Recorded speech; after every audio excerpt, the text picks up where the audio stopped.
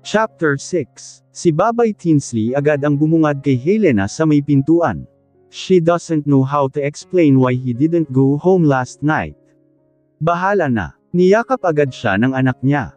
Mommy, I missed you. I slept with Grandmommy and Granddaddy last night because you weren't around. Why didn't you go home? Nakapout pa na tanong ng anak nila na para bang miss na miss niya ang mommy niya. Napatingin si Helena sa kanyang likuran kung nasaan si Tim. Para niya itong tintanong kung aamin ba siya kung bakit hindi siya nakauwi kagabi. Bumantong hininga muna ang dalaga. Sorry, baby. I was drunk last night so I stayed at your Tito Timothy's house.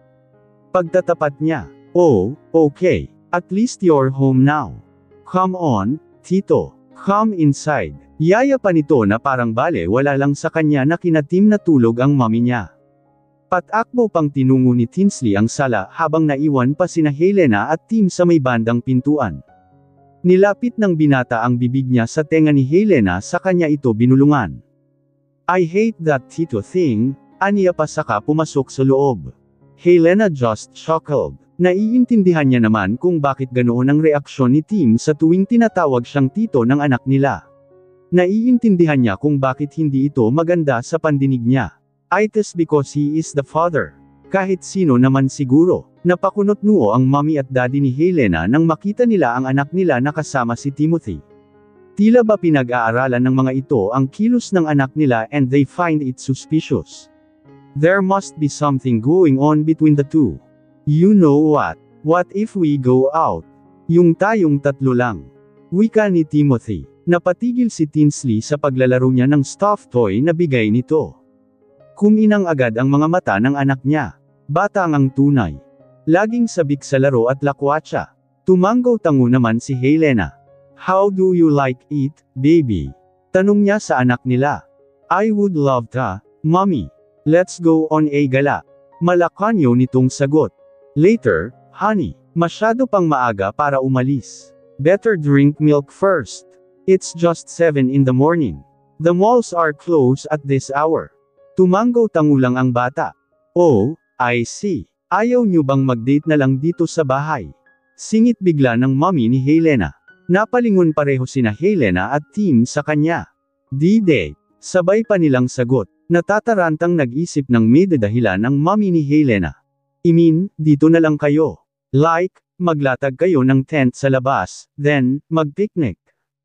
It would be fun though. Suhestyon nito. Napaisip naman si Helena. Oo nga ano. Kapag sa bahay lang sila, pwede naman silang makapag-bonding. Hindi pa masyadong mapapagod kakaikot sa city. Tapos, makakapag-quality time pa sila. That is a good idea, cheaper but convenient. I like Grandmommy's idea, Mom. Then, later tonight, we'll be having a bonfire. Oh, my. I love bonfires. Tito, come on. Let's build a tent. Atat na atat nitong sinabi. Halata na sabik ang bata. Paano ba naman, all her life, sila lang ng mommy niya ang magkasama sa States. Hindi pa sila madalas mag-bonding noon dahil laging nasa business lahat ng oras ni Helena na pupunta. Nagilty tuloy siya. She understands kung bakit ganoon na lang kasabik ang anak niya lagi sa gala, Mabuti na lang din at supportive si Bea, ang best friend niya. Napangiti si Timothy. This is the bonding and the quality time that he wants. Iyon bang sila lang? Tahimik. Mukhang umaayon nga sa kanya ang tadhana this time. Sana magtuloy-tuloy na. Sana, palagi ng ganito. Okay, Tinsley. Calm down. We sure will build your tent later, nakangiting wika nito sa anak niya.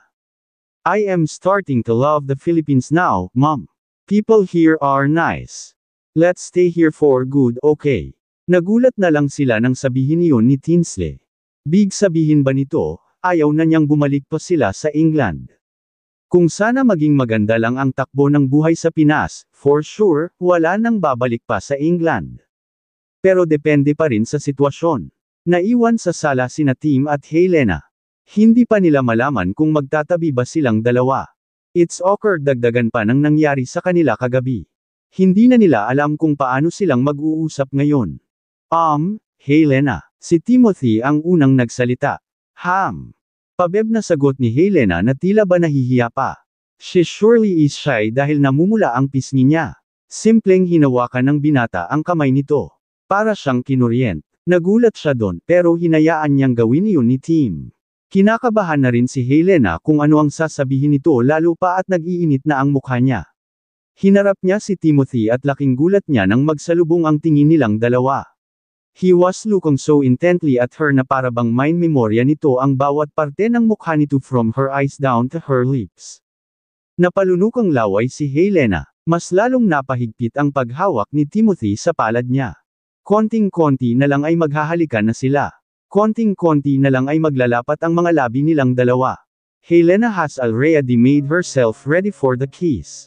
Dahan-dahan niyang pinaikit ang mga mata niya at hinintay na dumampi ang mga labi ng binata. Pero parehas silang napatalon ng biglang.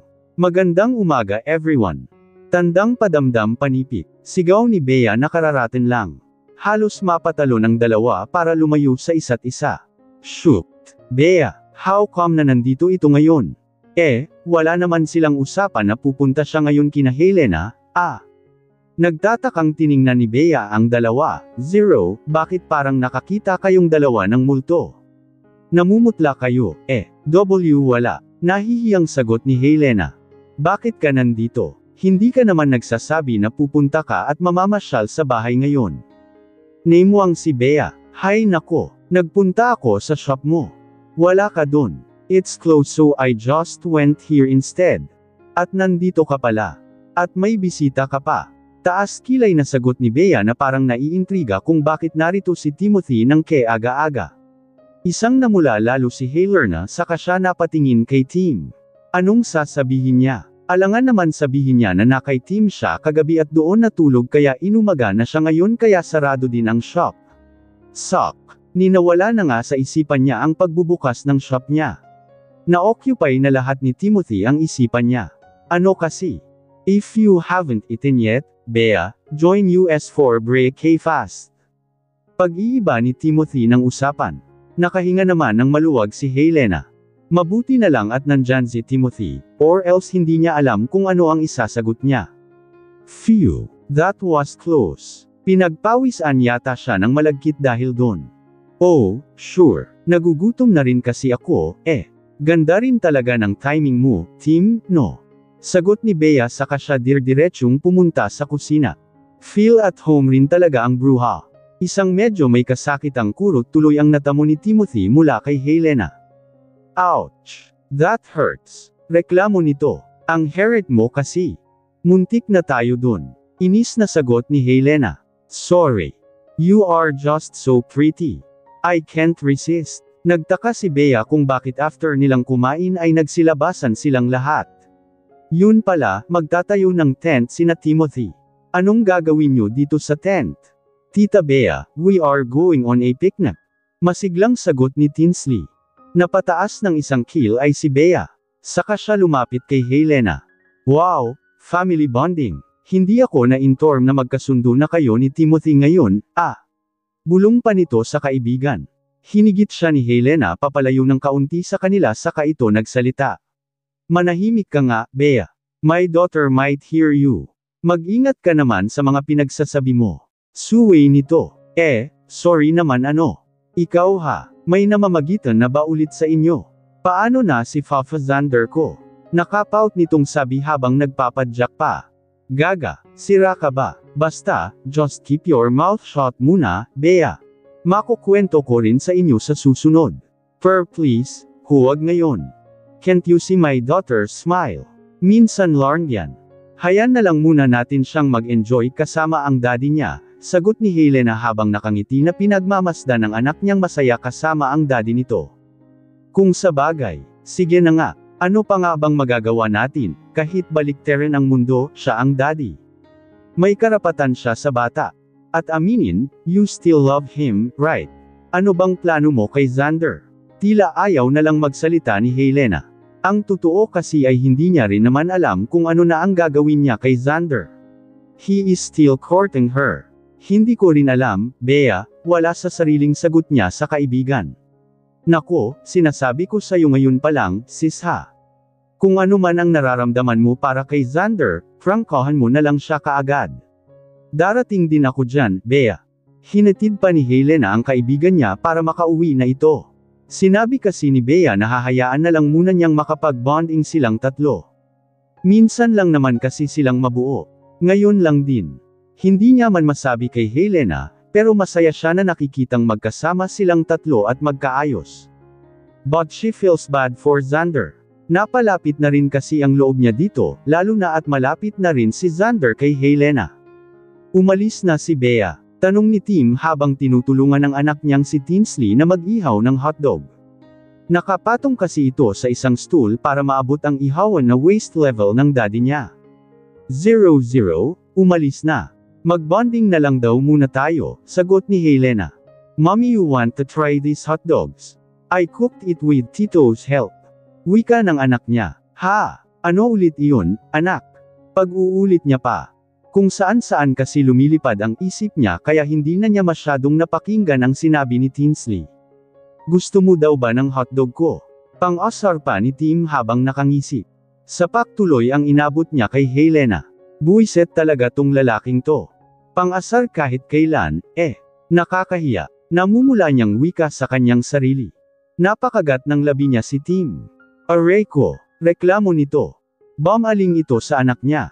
Baby, ayaw na ng mommy mo ng hotdog, nakatikim na yan kagabi, Pagpaparinig pa nito, mas lalong namula ang dalaga.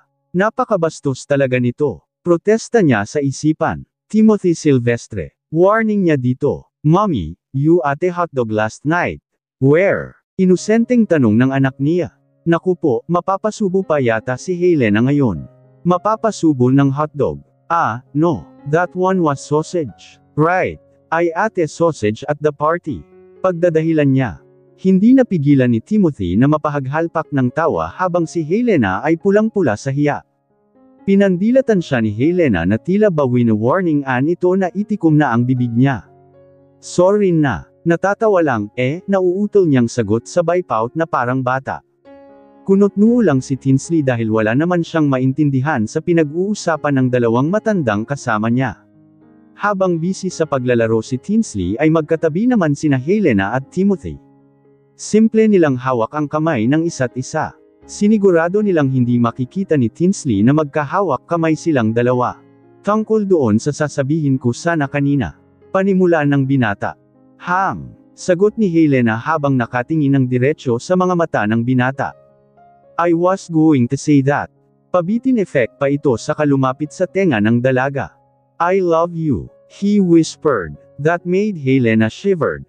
Para siyang kinuryent sa buong katawan.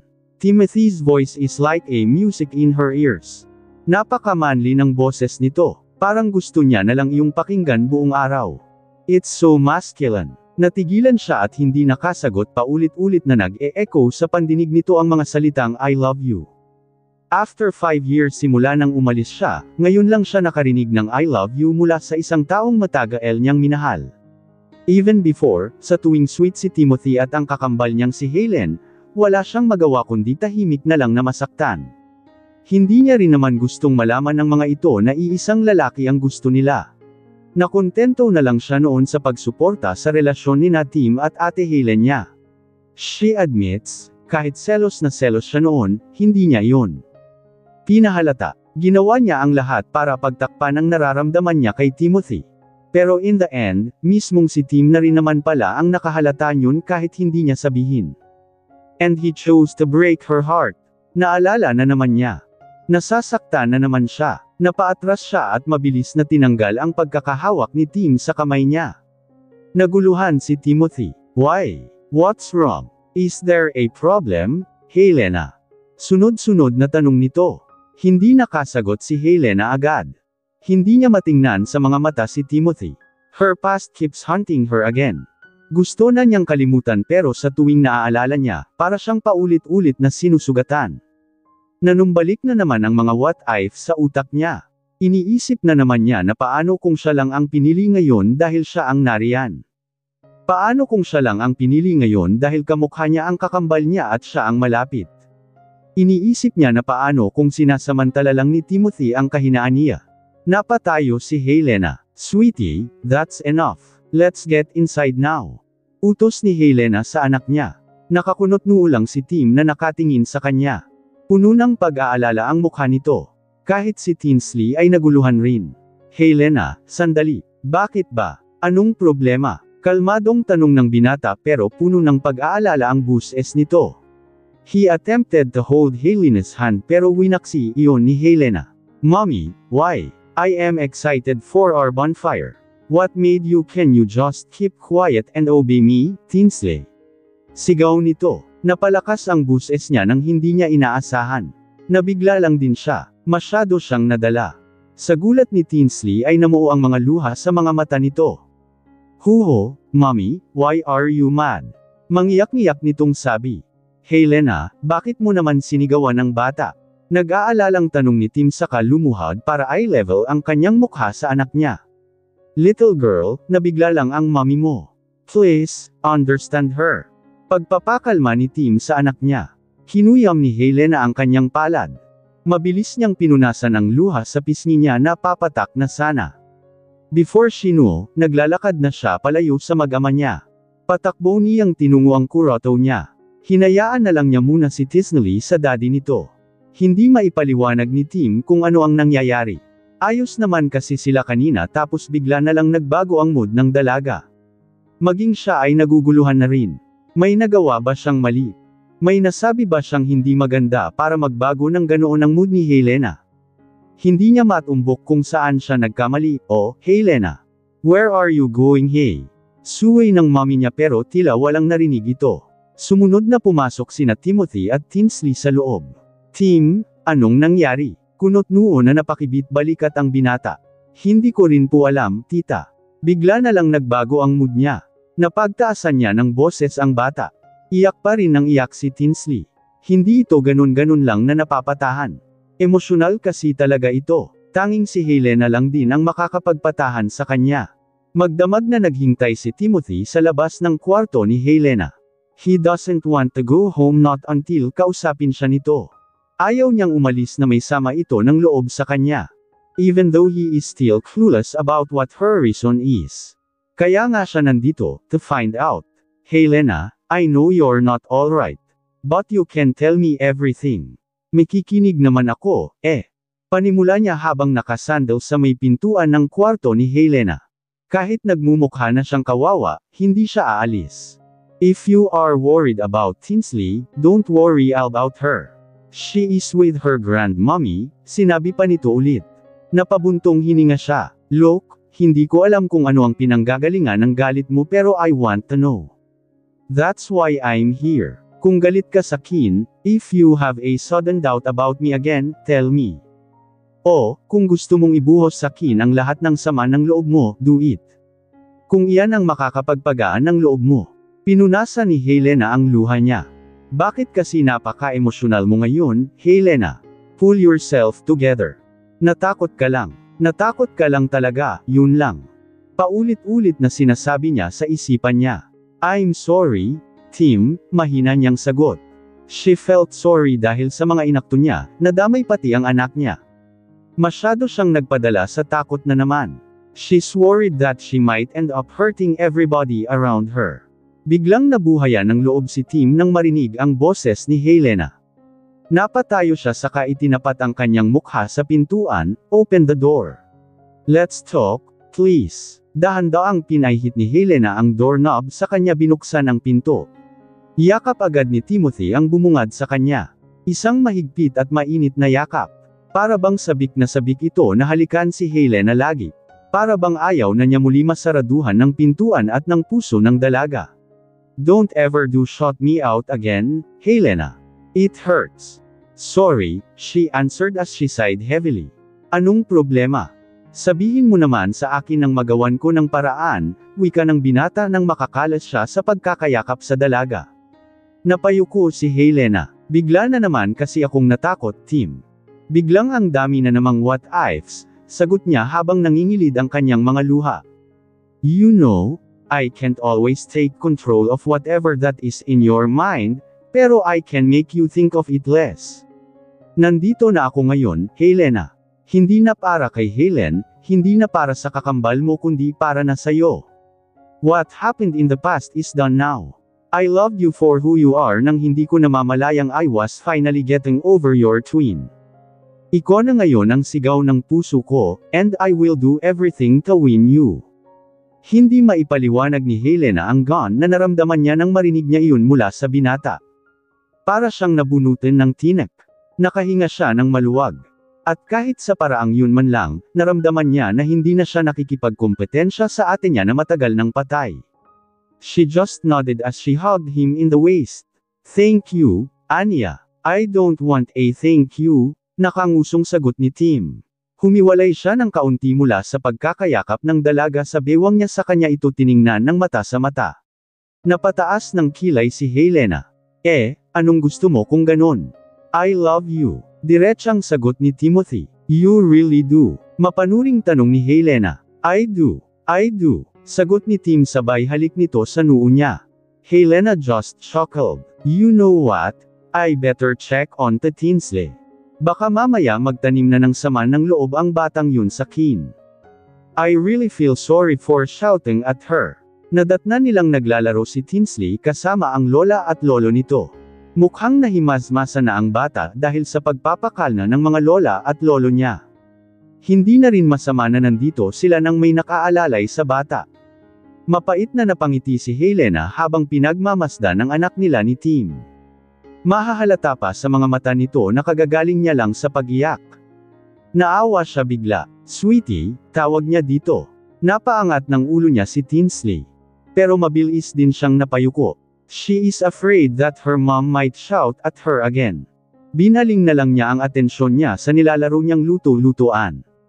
Anak, mommy feels so sorry. Hindi ko sinasadya na masigawan kita, muling sabi ni Helena sa kanya nilapitan at tinabihan ang anak niya sa sofa. Nakatungo pa rin si Tinsley. Mukhang matindi ang naging pagtatampo niya sa mommy niya. Tinsley, you can talk to your mom. I'm sure she's not mad at you anymore. Si Timothy ang sumagot. She looked at her dad na parabang hindi kumbinsido. Hindi tuloy malaman ni Tinsley kung anong gagawin niya. Come on, sweet thing, pangungumbinsi ni Tim. Ay iyan, mad, anak, pagpapaliwanag ni Helena. But you did shout at me, she answered habang nakanguso pa ang kanyang mga lani. I'm so sorry about that, sweetie. You know, a lot of things run inside mommy's head. I sometimes think too much. Sorry for my misbehavior, my love. Pagpapaliwanag ni Helena. You don't love me anymore. Inosenteng tanong ng bata. Of course mommy loves you. Who said that I don't? Nagtatakang tanong ng dalaga. Nothing. I just felt it a while ago. That's why I am being sorry, my love. Can you still forgive mommy? Maamong tanong ni Helena. Who won't? Of course, I will forgive you. You are still my mommy after all. Hindi maiwasang maramdaman ni Helena na maging proud sa anak niya. She raised her well. Napaka-maunawain ng anak niya. Ito ang pagpapalaki na gusto niya. Where she can freely talk to her daughter at times of an argument without raising their voices. Sadyang nabigla lang siya kanina kaya niya ito nasigawan but deep inside, hindi iyon ang gusto niya. Masyado lang siyang nagpadala sa bug zone ng damdamin. But now that everything's clear, wala na siyang kailangan pang troublemaking aside sa katotohanan na hindi niya pa masabi-sabi sa bata. That Timothy is her father. Si Timothy na all this time, inakala niyang tito niya. Hello, everyone. Napalingon silang lahat sa pinanggalingan ng boses. Napaangat pa ng isang kilay niya si Helena saka napakunot ng noo. Bakit nandito si Xander? Aniya sa isipan. Xander, what brought you here? Nagtatakang tanong ni Helena habang naglalakad palapit sa binata. Hihigitan sana siya pabalik ni Tim pero pinigilan niya lang ang sarili niya. Although, hindi niya maitatanggi ang katotohanan na nasira na naman ang mood niya. Magkasalubong ang kilay niya na tila pinag-aaralan kung ano ang susunod na sasabihin ni Xander. Oh, I am just worried. You haven't been responding to my messages today so, nagpasya ako na dumalaw na lang muna. And I guess, I know now kung bakit, sagot nito sa kabinigyan ng isang matalim na tingin si Timothy. Inanggasan agad siya ni Tim. Akala ba niya ay madadala niya ako sa mga titig niya? Wika ni Timothy sa isipan. Mas lalo pa siyang na-challenge kay Helena because of Xander's presence. Sorry, we were busy. Saka may konti kasing misunderstanding kanina. Pagpapaliwanag naman ni Helena, napangiti na lang ng pilit si Xander sa kanilapitan si Tinsley. Dumukot siya ng isang box ng chocolate sa kanyang bulsa saka inabot iyon sa bata. You look teary-eyed. Did you cry? Anyway, here Tito Xander has a gift for you, anito sabay abot ng chocolate sa bata. Lumapad ang ngiti ni Tinsley. You are just in time, Tito Xander. I love chocolates, nakangiti at masigla nitong sagot. Sinadya ni Timothy na maubo para makuha ang atensyon nila. Anya, may problema ba, Tim? Si Helena ang nagtanong. Isn't chocolates bad for the teeth? It could cause cavities. He explained. Napailing-iling na lang si Helena. Tim, minsan lang naman makakain ng chocolate si Tinsley. Isa pa, it's her favorite. She then tapped Xander's shoulders. Thank you, Xander. Timing ka nga kasi nagtampo sa ng batang yan kanina, I bet she needs chocolate right now. She explained. Sinubukang tingnan ni Helena ang reaksyon ni Timothy at nakita niya itong salubong ang kilay at naka-cross arms pa. Pilit niyang kinubli ang ngiti niya. Is he getting jealous again? Aniya sa isipan. Bakit parang natutuwa pa yata siya na nagsiselos si Timothy? Serves him right. Aba, ilang taon rin siyang nagsiselos noon sa kanila ng kambal niyang si Helena, pero may narinig ba sila sa kanya? Wala, she stayed quiet. Ngayon, Tim, ikaw naman ang magselos.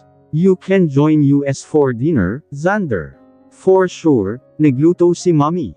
Paanyaya ni Helena. Mas lalong nag-iba ang ekspresyon ng mukha ni Timothy. Kung kanina ay nag-iinit lang ito sa inis, ngayon ay pulang-pula na siya.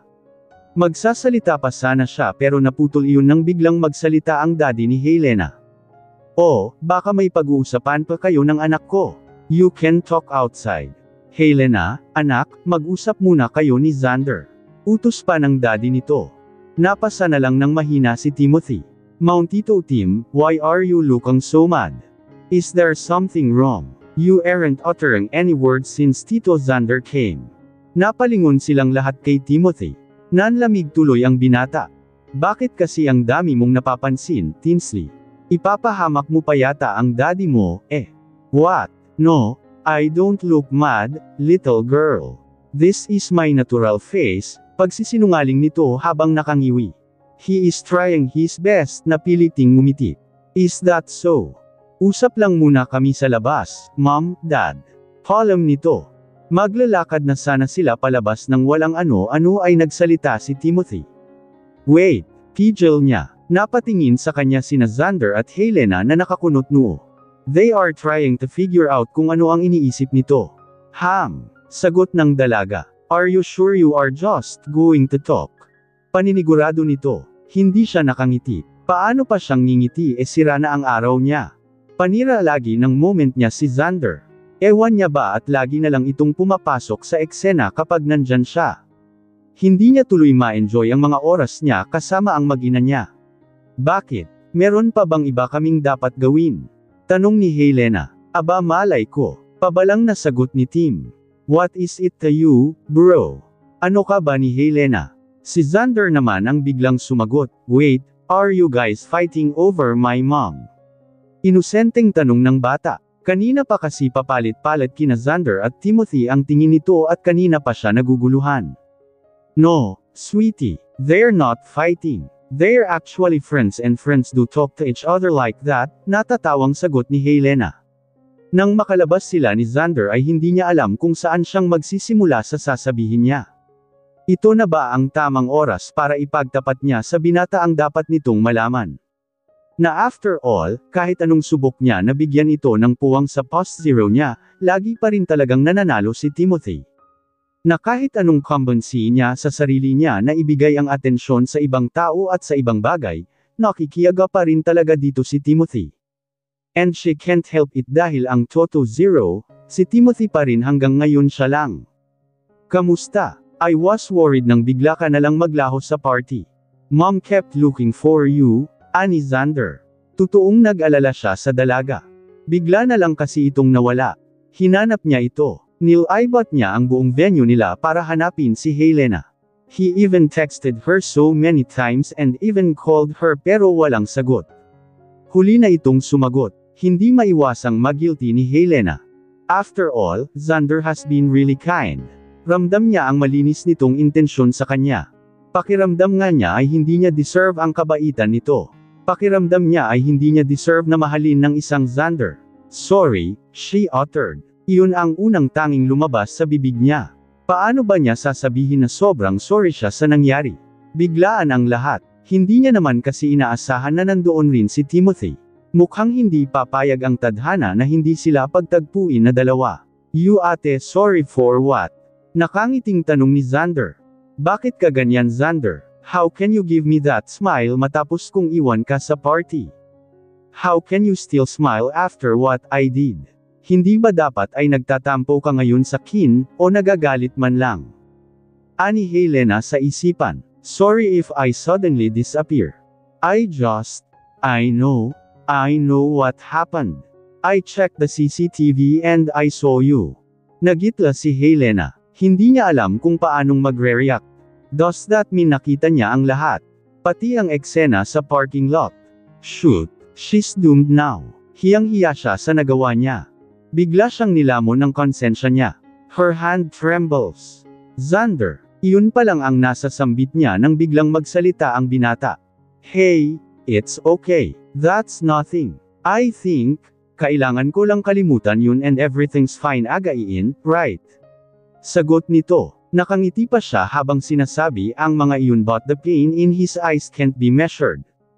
I think you need to stop this now, Xander. I don't want to hurt you even more. You are too precious to get hurt, nakokonsensyang sagot ni Helena habang nakatingin sa mga mata ni Xander. She can't promise na magiging sila. Hindi niya alam kung anong mangyayari sa panliligaw sa kanya ng binata. Nagkamali siya, at mukhang kailangan na niyang pahintuan na lang si Xander bago pa ito masaktan ng sobra. Ano ba ang sinasabi mo, Lena?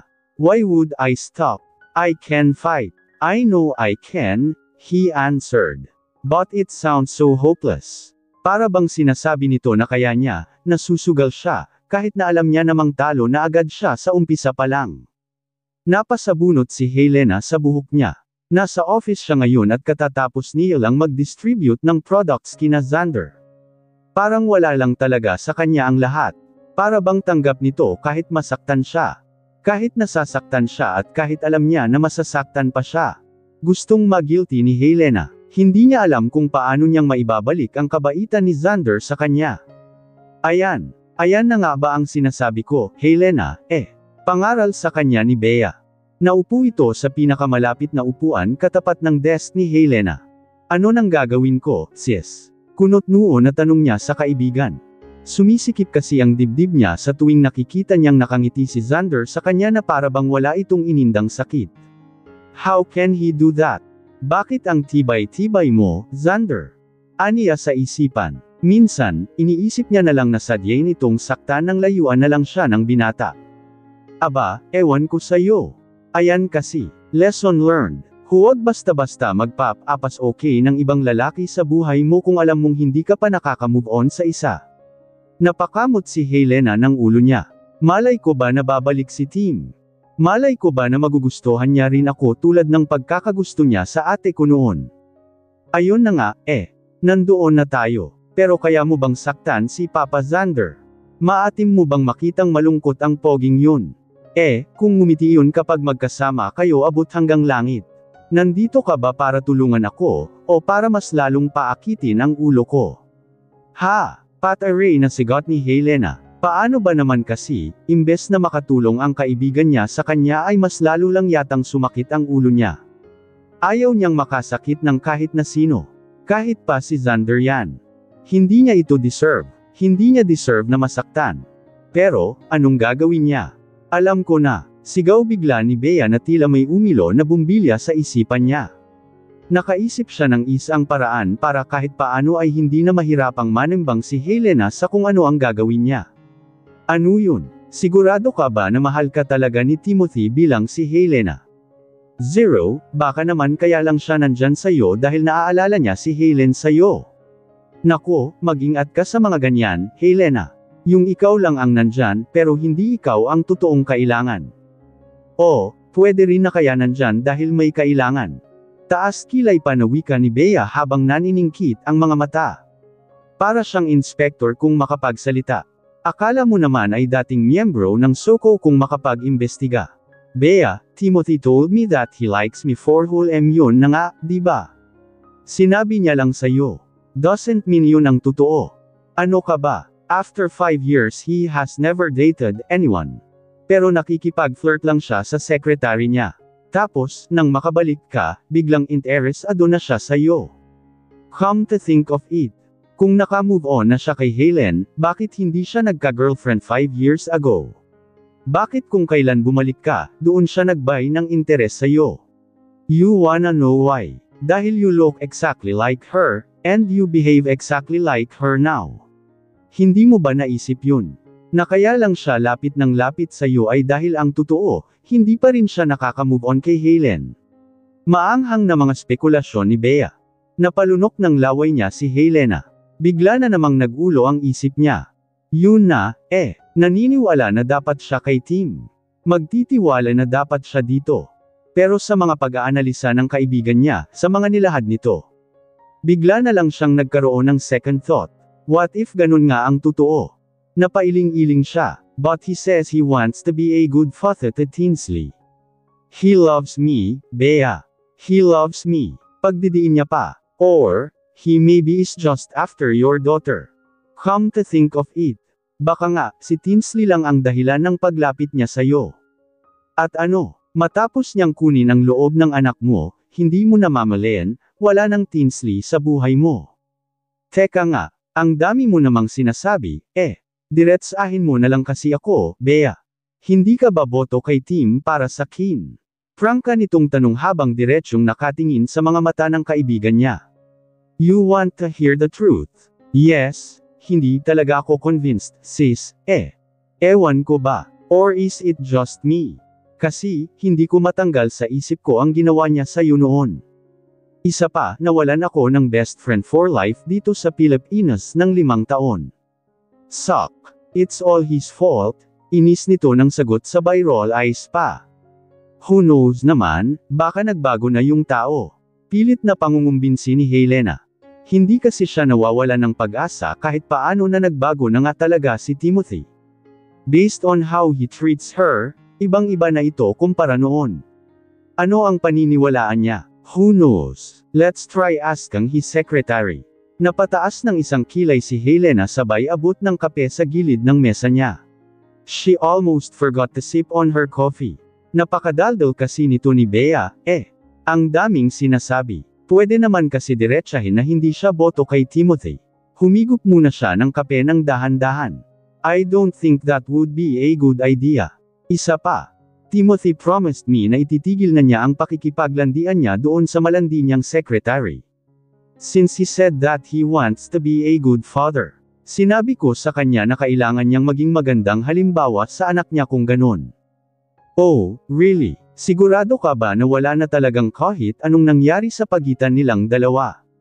Pagdududa pa ni Bea, kung hindi pa ito titigil, pagkakamala na talaga ito ni Helena na miyembro ng Soko. Kanina pa sila paikot-ikot sa isang topic ni hindi na matapos-tapos. Napalunok ng kape niya si Helena. Handa na ba siyang makausap ang secretary ni Timothy? Hindi ba at parang lalabas na wala siyang tiwala dito? Ayaw kong kausapin ang secretary niya. She refused. Napatayo si Bea. Kung ayaw mo, I will. She firmly said. Till be back at papatunayan ko sa iyo na dapat si Xander ang bigyan mo ng pansin. Pagdidiin pa nito, ayaw ma-stress ni Helena. Hindi ang negosyo niya ang nakakapagpa-stress sa kanya kundi ang puso niya. Ang hirap naman manimbang kung sino ang dapat niyang bigyan ng pagkakataon. Ang tatay ba ng anak niya, o si Xander? And speaking of Xander, hi, he's here. Kapapasok lang nito sa opisina ni Helena. Bakit bigla-bigla na lang itong dumarating ng walang paabi? Hindi niya tuloy alam kung maayos pa ba ang mukha niya o mukha na siyang dugyot tingnan. Hello. Nandito ka na naman, maagap na sagot ni Helena. Napangiti ng pilit si Xander. Sorry. Did I disturb you? If you want, I can go. I'm sorry. Mahigpit na napahawak si Helena sa tasa ng kanyang kape. Napahinga siya ng mabigat. Of course it's not what she meant. Na-misunderstood lang ni Xander. No, ano ka ba? Wala naman akong sinabi na istorbo ka. Bakit sana? Do you have any problems with the supply? Tanong ni Helena. Naupo si Xander sa kaninang inupuan ni Bea. Well, I ain't got any problem with the stocks, Helena. Then why are you here? Kunot-noo na tanong ng dalaga. Para namang ayaw mo akong makita. Ang sakit na talaga dito, pilit na natato ang sagot nito sabay turo sa kanyang may bandang dibdib. Natawa si Helena. Parang bata rin minsan itong si Xander. She admits, he is really cute. Napakagwapo. Tisoy pa ito. Kung sana si Xander na lang ang una niyang nakilala, siguro ay hindi siya nahihirapan ngayon. Ano ka ba? But seriously, Helena, I just wanted to ask you out. Napatigil sa pagtawa niya ang dalaga. Biglang tigil. Napaseryoso tuloy siya ng di oras. Wait, what? On and out of town, dugtong pa ni Xander na lalong nakapagpalaglag ng panga ni Helena. Ano raw? Out of town. Teka, ang bilis naman. Saka, anong gagawin nila? Teka, Xander, bakit biglaan naman yata yan? Nagtatakang tanong ng dalaga. Well, naisip ko lang. Wala ka na rin namang ibang pinagkakaabalahan lately bukod sa work mo, and I think it would be good for baby Tinsley since she can get to explore on an adventure outside the town. Nakangiti pang pagpapaliwanag ni Xander. Somehow, naging interesado naman si Helena sa sinabi nito. It's a good idea though. Sobra na talaga sa effort itong si Xander. Masyado na siyang maraming naipong pogi points. Kung makapagplano ka naman para kang walang business na iiwan, Ngumiti si Xander sabay de 4 sa upuan. Will, 2 days lang naman yun. What is it kung makakapag-bonding naman tayo? Bawi naman ang lahat. Isa pa, I want to spend more time with you and Tinsley. Napalapit na rin ang loob ko sa bata, You're willing to free your weekend just to be with us? Kunot-noo na tanong ni Helena. Why not? Maagap na sagot ng binata. Saglit na natahimik pa si Helena saka nag-isip. For sure wala siyang magiging problema kay Tinsley. But the big question is, will she be ready to go? Can I think about it, Xander? Tanong nito na may pag-aalangan pa sa boses niya. You can, of course, Lena? Nakangiti nitong sagot. Xander never fails to amaze her. Napaka-understanding nitong tao. Napapabuntong hininga na lang siya sa tuwing iniisip niya na masasaktan niya lang sa huli ang lalaking gaya ni Xander. Sa kabilang banda, nang makauwi na si Helena, pinag-isipan niyang mabuti ang tungkol sa offer ni Xander. Naisip niya na baka isa na rin ito sa magandang paraan para matimbang na niya ng maayos kung sino ba talaga sa dalawa ang dapat niyang bigyan ng atensyon. Tama, Tinsley, sigaw niya agad pagka-uwi niya. Himala at walang anak na bumungad sa kanya. May pasalubong pa man din siya ngayon. Tuwing uwi niya kasi ay nakahanda na agad na tumakbo papunta sa pintuan si Tinsley para yakapin siya ng mahigpit saka ito hihingi ng pasalubong. Pero ngayon, biglang nag-iba ang ihip ng hangin. Where is she? Tinsley, Mommy's here. Sigaw niya muli. We'll be going on a trip this weekend with Tito Xander. Sigaw niya ulit, doon na lumabas si Tinsley mula sa pagkakatago nito sa likod ng sofa. Nagulat na lang din siya sa biglang pagsulpot din ni Timothy mula sa ikuran nito. Mukhang binalak pa nilang magtago para i-surprise si Helena pero parang si Tim pa itong nasipresa. Tila nandilim bigla ang paningin ni Timothy. Paano ba naman, narinig na naman niya ang pangalan ni Xander. At ano, out of town kuno, natabunan na naman ng itim na ulap ang kanina ay maliwanag at masaya niyang mood. Anong out of town? Tersembagang nitong tanong dahilan para mapatakip si Helena ng bibig niya. Mommy, we're going on and out of town. Oh my gosh. I can't wait. Excited na nagsisigaw si baby Tinsley. Bata nga talaga ito. Tim, hindi ka naman nagsasabi na nandito ka pala, hehe. Did you eat? Pag-iba nito ng usapan. Alam ni Timothy na wala siyang karapatan para makaramdam ng selos but that's what he exactly feels. Iniisip niya pa nga lang na magkakasama si Helena at Xander, halos mamatay-matay na siya sa kakaisip. H wanted to surprise you. It turned out na ako ang masusurpresa. Tipid at malamig na saad nito. Para bang nawalan na siya ng gana. Nabali bigla ang pakpak niya. Can we talk for a moment? Sagot ni Helena saka siya bumaling sa anak niya. Excuse us for a while, anak, ha? The little girl just nodded. They talked outside the balcony. Malakas ang hangin doon at tila humahalik sa balat nilang dalawa. Napahimas si Helena sa braso niya na nanlalamig dulot ng hangin. Tinatangay ng hangin ang buhok niya habang nakatingin lang siya sa kawalan. She doesn't want to be unfair to Xander kaya mukhang kailangan niyang klaruhin na lang muna kay Timothy ang lahat. What do you want us to talk about? Tim asked without looking at her. Parehas lang silang nakasandal sa balcony at nakatanaw sa papalubog na araw. I don't want to be unfair to Xander, Tim. Prangka nito sa binata. Napalingon na sa kanya noon si Timothy na parang naguguluhan. What do you mean? Gusto ko lang iklaro sa iyo, that even though our feelings are mutual, you are still on the process of proving yourself to me, at ganun na rin si Xander. Pagpapaliwanag niya, you are liking him now. Tandang pananong panipik, kunot noo na tanong ni Timothy. Makikita mo ang pait sa mga mata nito. Umiwas ng tingin ang dalaga. I do exactly like him because I admire the person that he is now, Tim.